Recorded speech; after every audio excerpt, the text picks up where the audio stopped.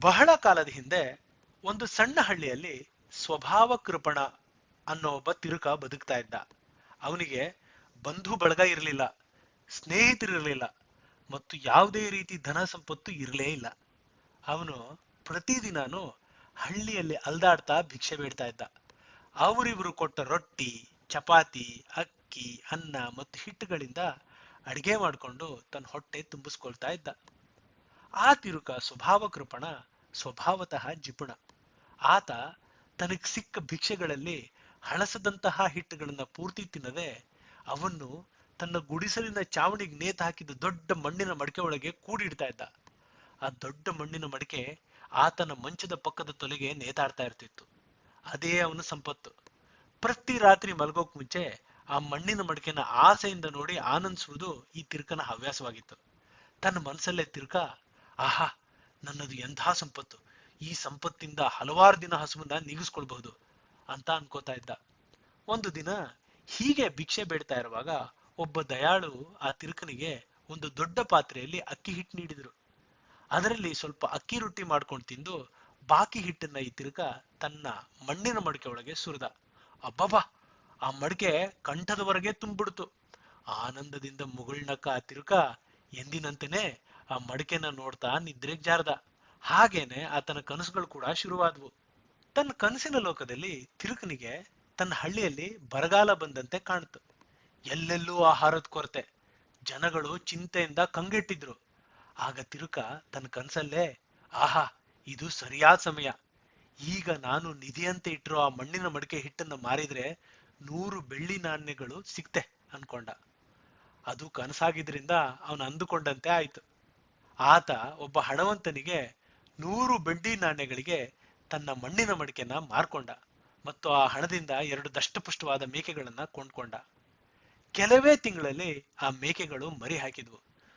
ನೋಡ್ತಾ ಇದ್ದ ಹಾಗೆ 2ರಿಂದ 4, 4ರಿಂದ 8 ಹೀಗೆ ಮೇಕೆಗಳ ಸಂಖ್ಯೆ ಹೆಚ್ಚುತ್ತಾ ಹೋಯ್ತು. ಸ್ವಭಾವ ಕೃಪಣ ಅದರಲ್ಲಿ ಕೆಲವು ಮೇಕೆಗಳನ್ನ ಮಾರಿ ಎಮ್ಮೆ ಮತ್ತು ಹಸುಗಳನ್ನ ಖರೀದಿಸ್ದ. ಅಬ್ಬಬ್ಬಾ, ಆ ಎಮ್ಮೆ ಹಸುಗಳು ಕೊಡಗಟ್ಲೆ ಹಾಲು ಕೊಡ್ತಿದ್ವು. ಕನಸಲ್ವೇ? ಆ ಹಾಲನ್ನು ಮಾರಿ ಅವನು ಇನ್ನಷ್ಟು ಹಣ ಗಳಿಸ್ದ. ಹೀಗೇನೆ ಹಲವು ತಿಂಗಳಲ್ಲೇ ಹಾಲು ಮಾರೋದಷ್ಟೇ ಅಲ್ಲ, ಆ ಹಾಲಿಂದ ಮೊಸರು, ಬೆಣ್ಣೆ, ತುಪ್ಪ ಎಲ್ಲ ಮಾಡಿ ಅದನ್ನೆಲ್ಲ ಸಂತೆಯಲ್ಲಿ ಮಾರಿ ತಿರುಕ ಶ್ರೀಮಂತ ಆಗ್ಬಿಟ್ಟ. ಸ್ವಲ್ಪ ದಿನಗಳಲ್ಲೇ ಅವನು ಒಂದು ಭವ್ಯವಾದ ಬಂಗ್ಲೆನ್ ಕಟ್ಟಿಸ್ದ. ದೊಡ್ಡ ಅಂಗಳ, ಎತ್ತರವಾದ ಗೋಡೆಗಳು ಮತ್ತು ಅನೇಕ ಕೊಠಡಿಗಳು. ಇಷ್ಟೆಲ್ಲ ಸಾಧಿಸಿದ ಶ್ರೀಮಂತನಿಗೆ ಖ್ಯಾತಿ ಬರದೇ ಇರುತ್ತೆಯೇ? ಆ ಹಳ್ಳಿಯಲ್ಲಷ್ಟೇ ಅಲ್ಲ, ಸುತ್ತಮುತ್ತಲಿನ ಎಲ್ಲಾ ಹಳ್ಳಿಗಳಲ್ಲೂ ಸ್ವಭಾವ ಕೃಪಣ ಪ್ರಸಿದ್ಧಿಯಾದ. ಆಗ ಒಂದು ದಿನ ಒಬ್ಬ ಶ್ರೀಮಂತ ವ್ಯಾಪಾರಿ ಬಂದು, ನನ್ ಮಗಳಿಗೆ ನೀವೇ ವರ ಆಗ್ಬೇಕು ಅಂತ ಅಂಗಾಲಾಚಿದ.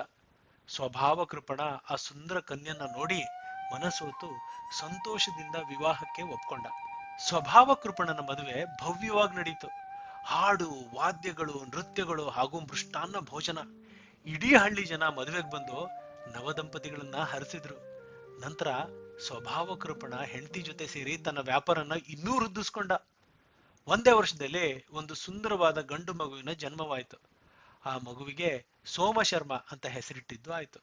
ಬೆಳೀತಾ ಬೆಳೀತಾ ಸೋಮಶರ್ಮ ತುಂಬಾ ತುಂಟ ಆಗ್ಬಿಟ್ಟ. ಅವನು ಆ ಭವ್ಯ ಬಂಗ್ಲೆ ತುಂಬಾ ಕೂಗಾಡ್ತಾ ಓಡಾಡ್ತಾ ಇರ್ತಾ ಇದ್ದ. ಒಂದು ದಿನ ಸ್ವಭಾವ ಕೃಪಣ ಓದುತ್ತಾ ಇರುವಾಗ ಸೋಮಶರ್ಮ ಜೋರಾಗಿ ಕೂಗಿದ್ದು ಅಪ್ಪನಿಗೆ ತೊಂದರೆ ಆಯ್ತು. ತಕ್ಷಣ ಅಪ್ಪ ಸ್ವಭಾವ ಕೃಪಣ ಗಲಾಟೆ ನಿಲ್ಸು ಅಂತ ಜೋರಾಗಿ ಕೂಗಿ ಹೇಳ್ದ.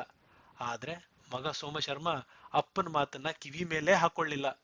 ತಾಯಿ ಕೂಡ ಮನೆ ಕೆಲಸದಲ್ಲಿ ನಿರತಳಾಗಿದ್ರಿಂದ ಅವಳು ಕೂಡ ಗಮನ ಕೊಡ್ಲಿಲ್ಲ. ಆಗ ಸ್ವಭಾವ ಕೃಪಣನಿಗೆ ಸಿಕ್ಕಾಬಟ್ಟೆ ಕೋಪ ಬಂತು.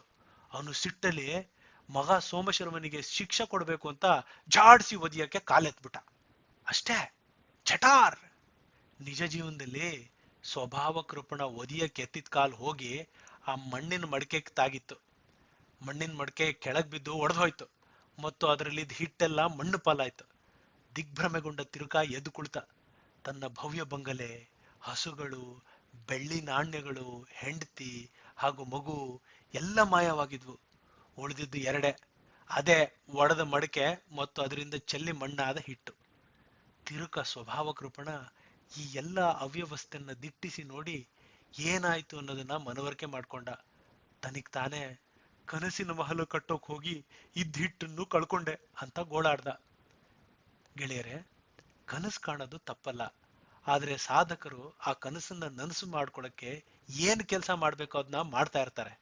ಈ ತಿರ್ಕನೋ ಕೆಲಸ ಮಾಡೋದ್ ಬಿಟ್ಟು ಭಿಕ್ಷೆ ಬೇಡ್ಕೊಂಡು ಸೋಮಾರಿ ರೀತಿ ಕನಸು ಕಾಣ್ತಾ ಬಿದ್ಕೊಂಡ್ರೆ ಏನಾದ್ರೂ ಸಾಧಿಸೋಕೆ ಸಾಧ್ಯವೇ? ಕೈ ಕೆಸರಾದರೆ ಬಾಯಿ ಮೊಸರು ಅಲ್ವೇ?